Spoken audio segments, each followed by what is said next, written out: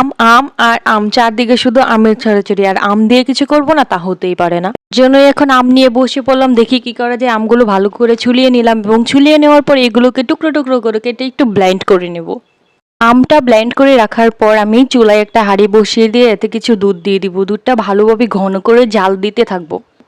দুধ যখন ঘনভাবে জাল হয়ে যাবে তখন এতে অ্যাড করে দেবো চিনি। চিনি হচ্ছে স্বাদ মতো, আপনার যেরকম মিষ্টি খেতে ইচ্ছে করবে আপনি সেরকমভাবে দিয়ে দিবেন।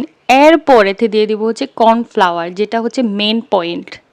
এখানে যে কোনো ব্লেন্ডে কর্নফ্লাওয়ার ব্যবহার করলেই হবে। আমি এখানে কর্নফ্লাওয়ারটা দিয়ে দিব। দিয়ে দেওয়ার পরে একটু পানি দিয়ে এটাকে গুলিয়ে দুধের সাথে অ্যাড করে দেবো। কর্নফ্লাওয়ারটা দেওয়ার কারণ হচ্ছে এটা ভালোভাবে জমাট বাঁধতে সাহায্য করে। এখন আবার সেই ব্লেন্ড করে রাখা আমটা দুধের মাঝে দিয়ে দিব। দুধের মাঝে আমটা দেওয়ার পর এটাকে ভালোভাবে নাড়াচাড়া করে মিশিয়ে নেব। আর শুধু নাড়াচাড়া করে মিশিয়ে নেওয়া না, এটা ঘন হওয়ার আগ পর্যন্ত একটু করে নাড়তেই হবে, নয়তো